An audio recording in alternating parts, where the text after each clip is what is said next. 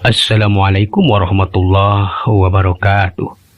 Sampurasun beraya tepang dangu deinya sareng sim kuring mengnang nanang beo urang ngadongeng deui mitra uras ngeraskeun hanca dina judul si jalug hayam gaib.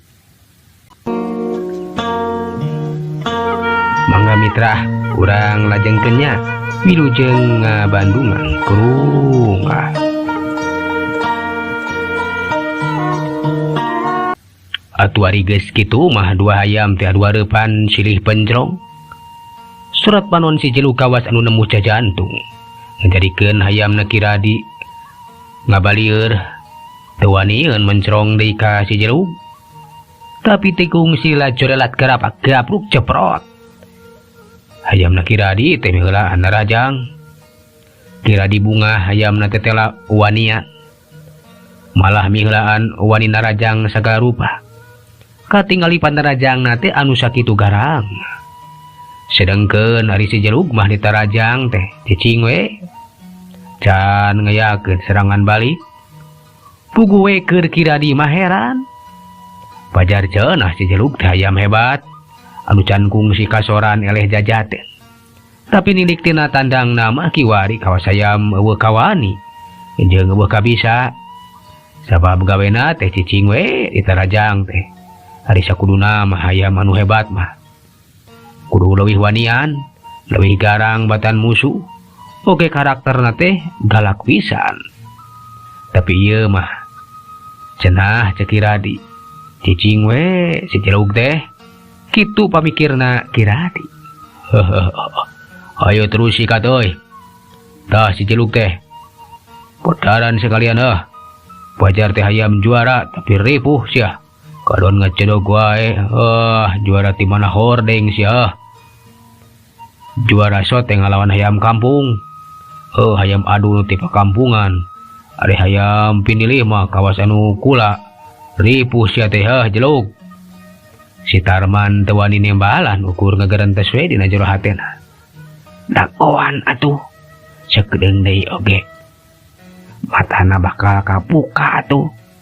Saha si jelug. Hayam juara, hayam hebat. Hasok jelug. Kiwari mah langsung gerak mata atuh.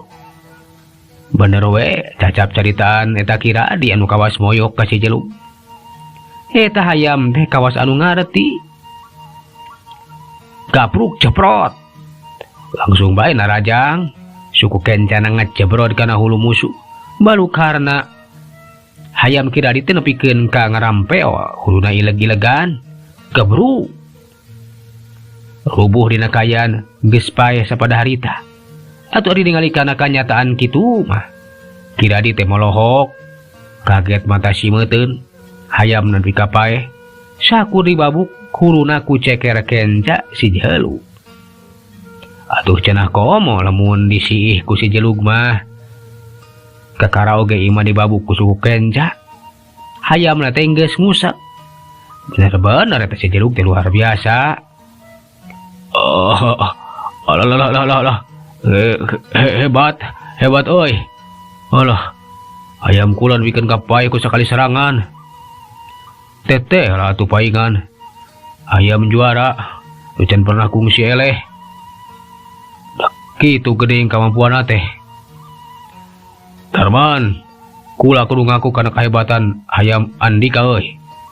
Eta si jelug memang hebat. Tah, ieu duit sarajut pikeun maneh euy. Hadiah ti kula anu geus dijangjikeun teh pamamampu ngelehkeun hayam kula euy. Ampun atuh Nun, hapuntenna hayam salira teh dugi ka paeh atuh. Nya nuhun pisan ieu teh ditampi atuh hadiah teh. Teu naon. Syukur ari ditarimakeun mah. Geus euy. Ayeuna mah banawa. Kula teh geus teu panasaran deui. Nuhun Andika geus ngabantu kulanya. Pikeun alun ti kayaan dieu lembur. Kitu deui kapanasaran kula geus kacumponan. Ayeuna mah kula rek mulang we ka Kadipaten. Ceuk eta Kiradi bari ngareret ka Ki Banawa. Puk atuh nu direret teh nembalan. hanya nuhun we atuh ari kitu mah seun muhun teu sawios da tos kewajiban nyisim abdi ngabantos salira nya atuh ari bade langsung mulih wae mah mangga gawe engke di ditu teh acara hiburan ngadu hayam teh tiada sari laksanakeun kalawan mun akung meriah langkung sae tibatan di dieu. Nyatang tuwe kana kitu nama. Da kangaranan di Kadipaten tang tu kudu leuwih meriah. Sabab pamilona oge lain jalma biasa. Tang we para inohong, para pangagung, jeung para gegeden. Beda jeung di dieu. Nya tuh, kula pamit Kiradi. Kiradi harita teh ngalacat kana kudana. Geus kitu mah kuda teh ngabarat tak lumpat. Muru ka Kadipaten dijajab ku paneuteup kibana wajeng si Tarman. Atuh ari geus leungit tina panempona mah. Pok kibana teh carita. Tah kitu jang. Jadi Kiradi datang ka dieu teh hayang naluntik kaayaan di dieu. Oge panasaran ku si jelug. Ku kituna teh sabab cenah di Kadipaten teh bakal diayakeun acara kawas di urang jang. Kitu atuh kutan teh. Paingan atuh muhun sae atuh. Tapi naha eta Kangjeng Adipati teh naha resep kana ngadu hayam kitu. Ih nya duka teuing jang. Tapi mana kitu ge resepeun meureunan. Manehna resep miara hayam adu. Tapi bisa wae diayakeun acara seperti di urang teh. Supaya kayaan di Kadipaten kawas kaayaan di lemur urang. Ku ayana acara rutinan hiburan ngadu hayam kapan bisa kasaksian ku ujang oge kiwari mah warga lemur teh jadi halurip, bisa usaha, bisa daragang. Nu tadina teu boga kasab oge ukur ngandalkeun kula-kuli. Kiwari mah bisa boga penghasilan. Sok sanajan dagangna teh tiap aya acara wungkul, tapi bebeunanganna teh ngucekil. Muhun leres pisan atuh. Ngan abdi mah janten panasaran, nah kumata acara di Kadipaten mah. Nah bisa miluannya. Mun si jelug diadukeun di ditu atuh. Tang tu bakal leuwih rame atuh. Ih.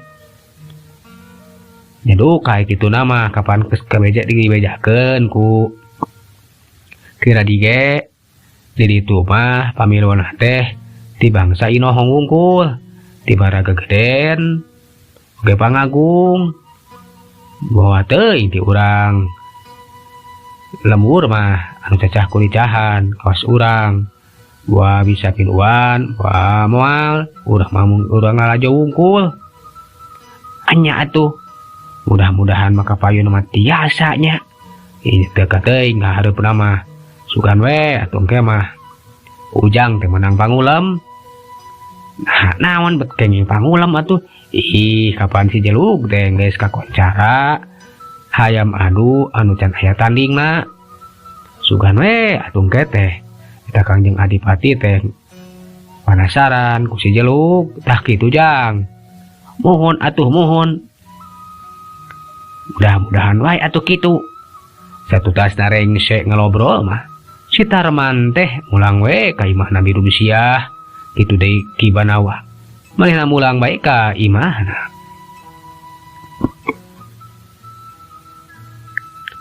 Sabada ti si Tarman nepi ka imah Birum Siah. Kadatangan teh gancang dibagiakeun ku Birum Siah. Sabab harita manehna jadi panasaran hakumaha cenah tadi teh. Papanggih jeung pangagung ti Kadipaten. Kumaha ujang nah tadi teh di ditu teh nya ngajak ka pakalangan sagala rupa nah naon cenah ujang. Nah bener ngadu hayam. Anya atuh bi eta Kiradi teh tadi teh ngadon ngajak ngadu hayam ka kuring atuh. Terus kumaha si jelug nah unggul ujang. Nya unggul atuh bi. Si jelug mah moal eleh sanajan diadukeun jeung hayam nu saha oge atuh malahan mah hayam Kiradi oge nepikeun ka paeh mah eot atuh. Gebeg ari tapi rumsiah teh leuwas. Ngadenge kitu mah inggis si Tarman teh meunang babendon. Sabab bisi Kiradi teh benu ayam nepikeun ka paeh. Naon ujang derengan teh nepikeun ka paehna eueuh-eueuh. Baru nepi ka paehnya. Nah kumaha ujang, nah teu kuna naon kitu ujang eta Kiradi teh. Teu kuna naon kumaha tuh Bi? Kumaha maksud bibi teh? Hanya ujang inggis janten benu. Sabab hayamna nepikeun ka paeh. Terus ujang teh meunang babendon. Henteu atuh Bi, henteu. Tapi nu aya kuring kalah menang hadiah atuh. Sabab geus bisa ngelehkeun hayamna. Tah ieu duit sarajut Bi, ilikan ku bibi meni loba kieu duit teh. Syukurnya kayak kitu mah ujang. Anya meni loba kitu geuning. Alah teteh alah si Jelug teh ngasilkeun wae nya. Anya Bi, tah ieu mah jang bibi sawareh atuh. Ngerasaan atuh. Song atuh harita teh duit teh diabikeun ka wareh ka biru besiah. Puguh we atuh. Mani atoheun. Eueuh serius ujang ieu teh mereka bibi. Anya atuh. Pek jang bibi eta mah.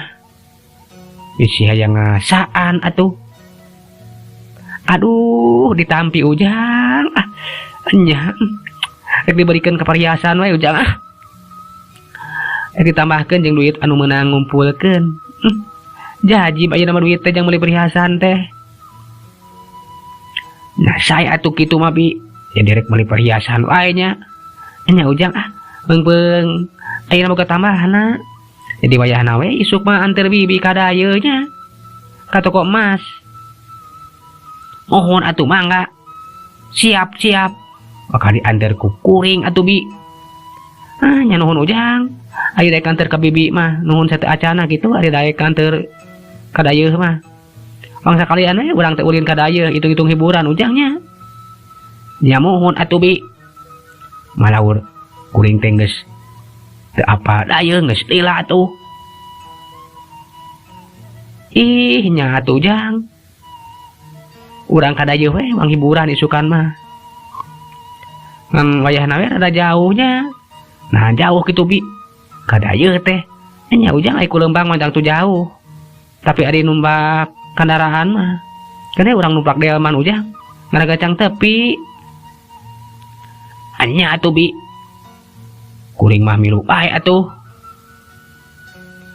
Anya da eta ka di dayeun mah ujang. Di dayeun mah deukeut ka Kadipaten teh ujang. Jadi kitu Bi atuh alus. Kuring teh penasaran hayang apa kayaan di dayeun anu deukeut ka Kadipaten atuh.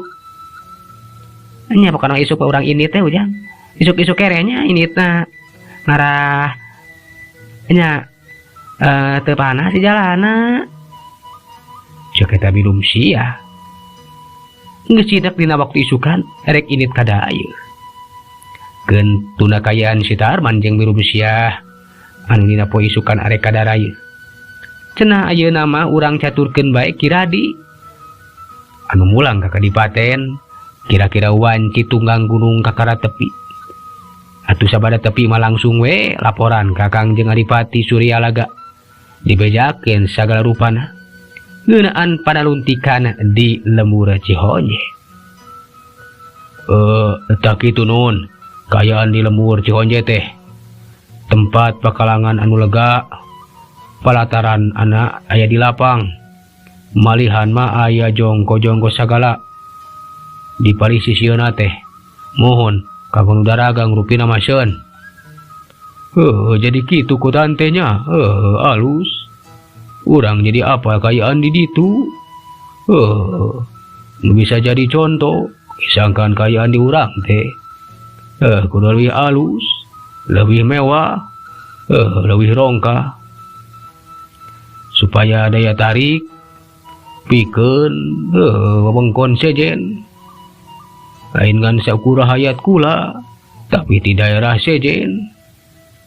Kadarieu meureun bakal jadi pusat perhatian lamun di Kadipaten urang aya hiburan anu gede. jadi hiburan rakyat. Anu gede pisan manfaatna pikeun kamajuan urang sarerea.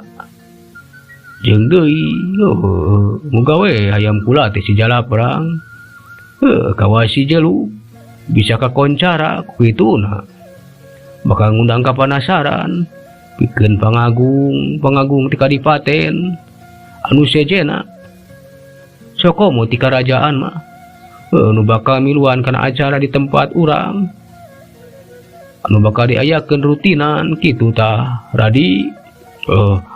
Mohon sen saya pisan isip abdi mas ngarojong wae sareng satekah pola bade ngawujud ke rancang panger sagamparan sen malih wangunan mah ayeuna teh parantos dikeureuh malih didamelkeun panginepan kanggo para tamu oge diayakeun pasar sen tah perkawis pakalangan mah sagedap deui ge bakal didamelkeun langkung saya tibatan di lembur Cihonje tak kitu sen. Syukur ai kitu mah. Pokona kula nyaho beres. Pamanggeus beres, tinggal mere ulamaan we ka tiap pangagung. Di daerah sejen ka para gegeden, ka para inohong-inohong. Sangkan daek kadukeun hayamna ka dieu. Ngejakeun we kula teh ngajakeun acara hiburan.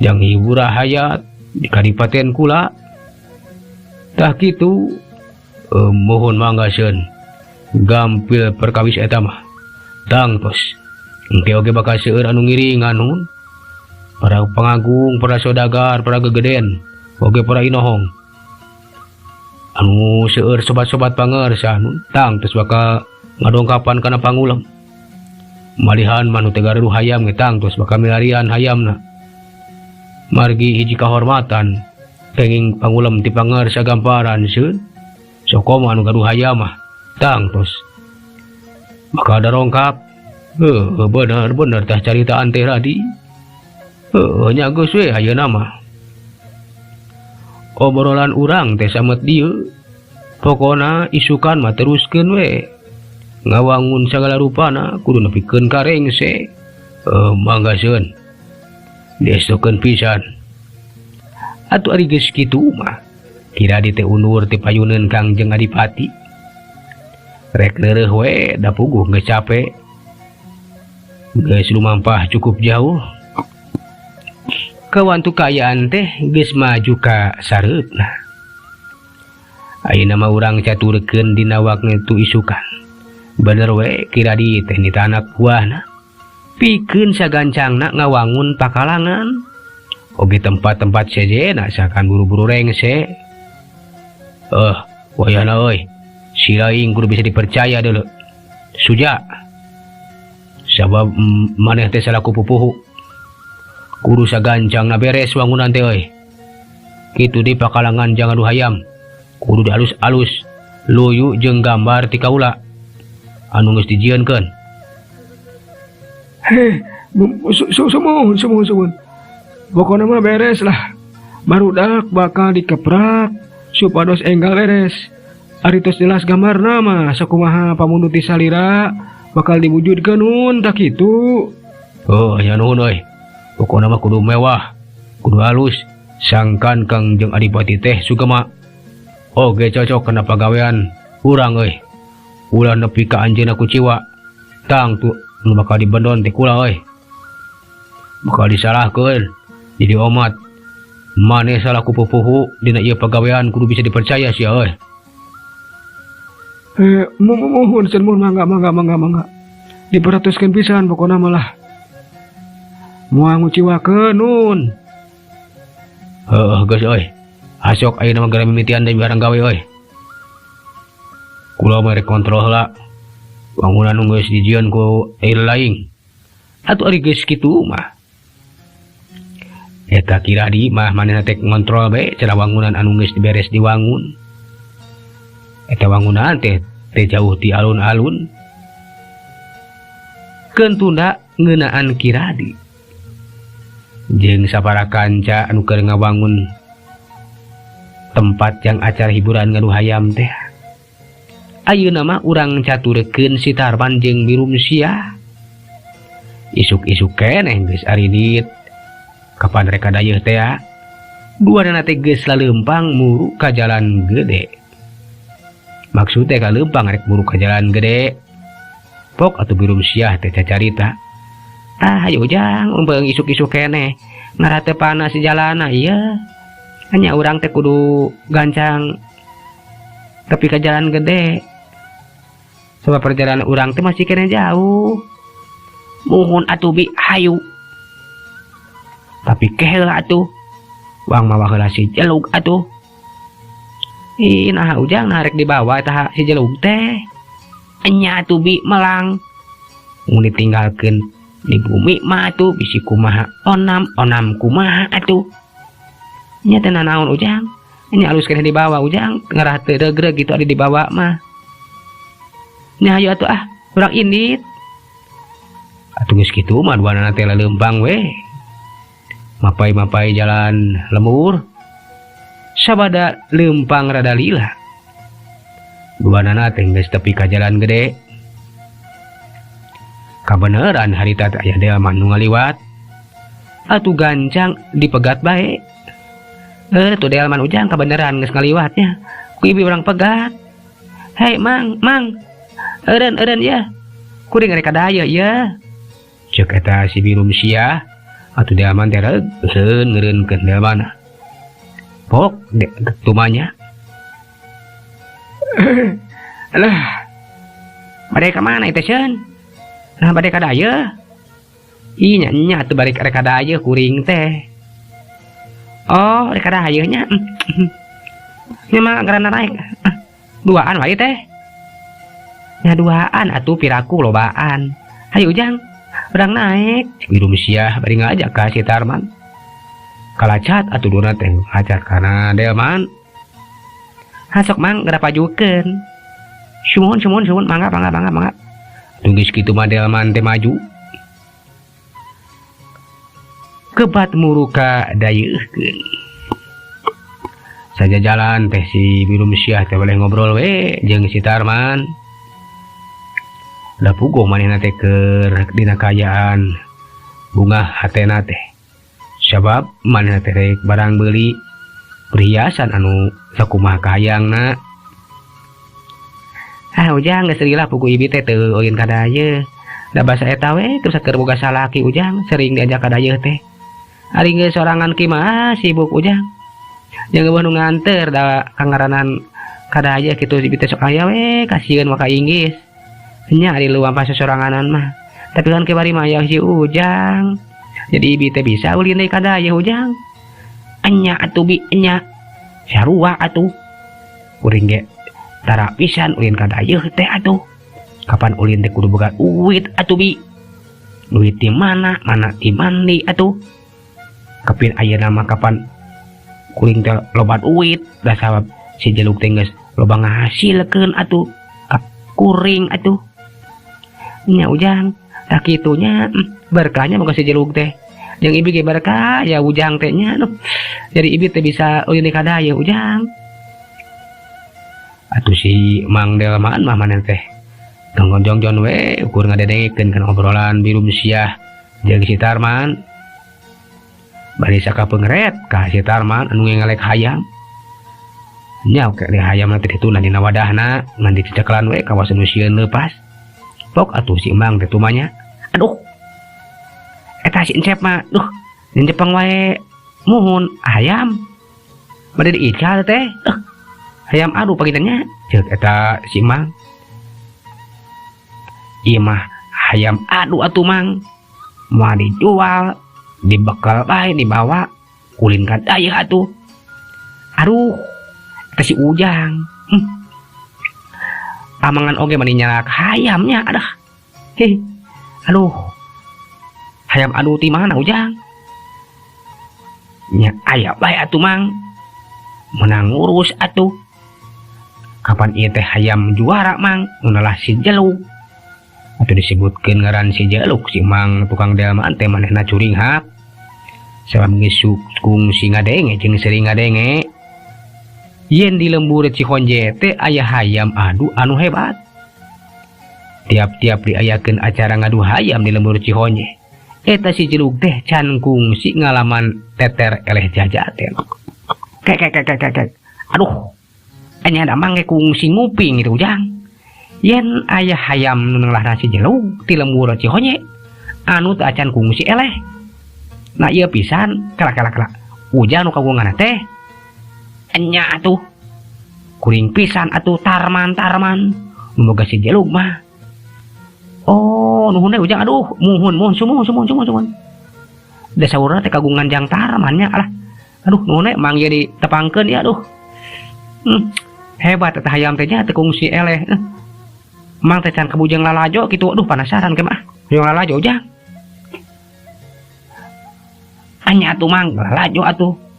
Kapan si Jelug teh hebat can aya nu ngelehkeun atuh. Aduh, mang jadi penasaran ieu teh. Sumun. Eta kumaha rahasiana Ujang? Nepikeun ka hayam teh teu kungsi eleh. Aduh, hebat. Ah, biasa wae mang rahasia-rahasiahan atuh. Meunang so teh alus bae hayamna dari parabna mah sarua bae atuh. Tapi na aya leuwihna hayam teh sok dipalaban wae. Dagingan kaya ning jangkrik atuh gaang. Jeung cacag kadal atuh, malahan mah cacag orai mang. Aduh, eta di paraban cacag orai segala rupa Jang. Duh, kumaha tuh? Nah teu kurang naon, henteu henteu. Hebat atuh si Jelug mamang. Ceuk si Tarman harita teh ngabejakeun parabna si Jelug keur tukang delman mah harita si Mang. Maen teh ngarasa heran jeung kaget. Tikahar cenah. Hayam bet di make di paraban cacag orai segala rupa. Aduh. Kitu pangintennya, aduh. Pantesan atuh Jang, hebatnya tah hayam teh. Duh. Da cenah mah ceuk batur kitu nu lalajo. Da eta teunggeulanana nya Jang. Sakali jebrot teh KO lawanna teh. Nah kitu. Bener atuh Mang. Ieu masih jago KO si Jelug mah. Sakali dengeul oge lawanna langsung namru. Terus ada berada detik-detik acan oke atuh si raja KO mang. Aduh anya lah subuh Jang emang kayak jadi penasaran lah pokoknya mah anya yang lalajo duh jangkung agengnya ayam teh anya tuh ngaranan di ngaranan si Jelug oge jangkung gede mang ayam kuring mah atuh. Ari ku ngobrol mah teh karasa dalman teh geus laju ka lawang dayeuh sup atuh harita teh tadi dalman teh buru ka pasar da birum sia jeung si Tarman teh tujuanna teh arek ka pasar bae. Tanggeus Ujang teh dieu nya geus tepi geuning urang teh Ujang aya urang turun tah ieu mang ongkosna si eta birum sia bari mikeun ongkos ka si Mang gap atuh ditampanan. Aduh nuhun duh bade nanaon di teh bade jalan-jalan bae kitu atanapi bade sumuhun balanja. Ah nya pasti lagi balanja atuh Mang keur naon keur jalan lelempangan wungkul mah nya tuh hayu Ujang urang kai ditu teu geus kitu mah birum sia jeung si Tarman teh kebat muru ka jero pasar. Dituju teh wa teh toko emas sabarita birum sia teh rek meuli perhiasan emas. Barang kerejongjon lempang harita teu sadar birum sia jeung si Tarman. Sabab ti tukangeun maranehanna teh aya nu ngawaskeun. Saurang lalaki anu jangkung gede. Pasemona teh perenges pikasieun. Eta jalma teh kawas-kawas anu ngincer birum sia. Sab katingali birum sia teh nyekel kawas-kawas nyekel dompet. Kamana cenah tawa teh kawas derek ngumuru ka toko emas. Ku aing kudu dipiheulaan sia. Tang tu maka meuli emas, tang tu mawa duit. Dipauk sia. Cek eta jalma nu jangkung gede. Aya lain di jalma jahat anu sok ngajamret atawa nyopet. Geus kitu eta jalma jahat teh leumpangna gagancangan malahan masa tengah lumpat. Ngan teu antapara diatu. Barang tepi kagigireun birum sia. Harita teh dompet anu dikerickelan ku birum sia langsung dircewang bari jeung dirabut. Geus beunang karebut bae eta jalma jakung gede teh langsung ngabertak lumpat ninggalkeun eta patempatan. Beunang sia kep beretak puguh we atuh birum sia teh leuwas. Tetela dompetna teh geus aya nu ngajamret. Ele Ujang, tulungan Ujang. Dompet Ibi dibawa tuh ku si kurang ajar. Si maling kurang ajar Ujang. Dijamret Ujang. Ceuk eta birum sia. Aduh, Bi. Enya itu teh. Jama jahat atuh Bi. Cikan urang udag atuh. Cek si Tarman bereng-beng. Si Tarman babari ngengelek eta si Jeluk. Maneh lumpat.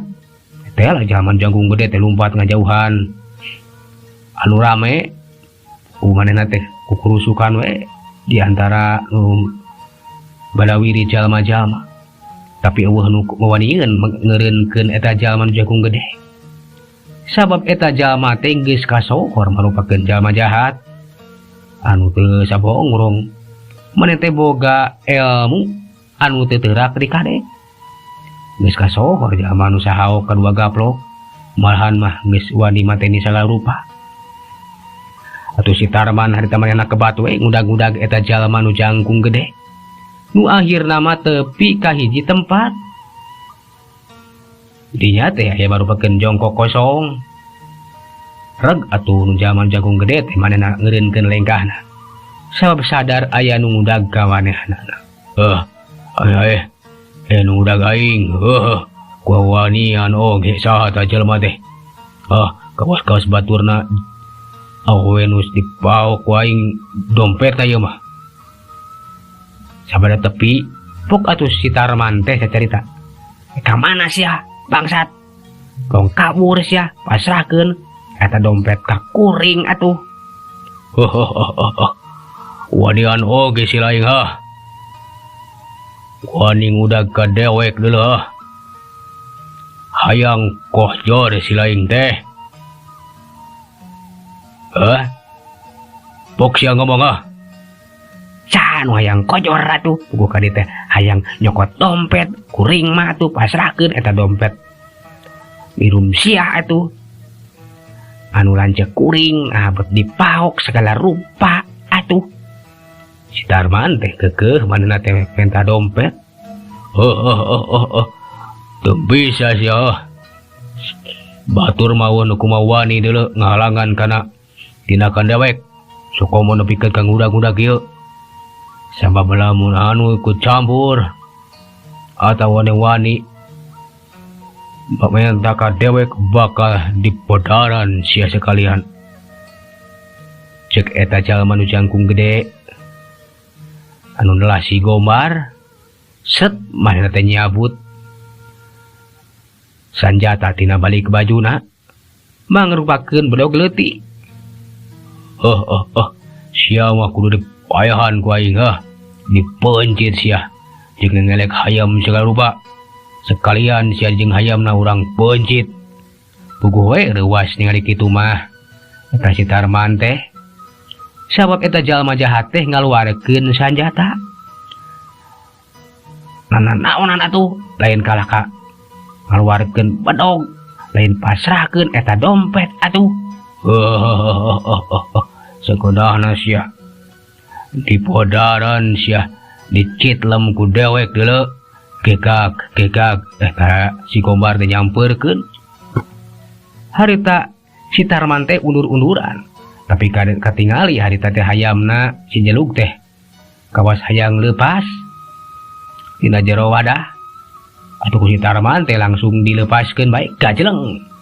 Si Jeluk teh ngacorelat ngagajeleng atuh ari geus kitu mah euleuh mitra waktos na geuning parantos teu nyakapannya. Sagala urang teu jajar carita dugi ka dieu urang teraskeun dina seri anu salajengna. Mang nganuhunkeun tina sadaya perhatosanna hapuntenna tina sagala kakirangan tong hilap. disubscribe mitranya supados langkung ngajang channel Mang supados tetap eksis suhun dina raraga ngamumule seni Sunda. Atuh mugia kahibur sadayana sukses suweng wasajan oge sadayana aya dina kasehatan lahir sareng batin aya dina panangtoyongan Allah Subhanahu wa taala. Mang undur.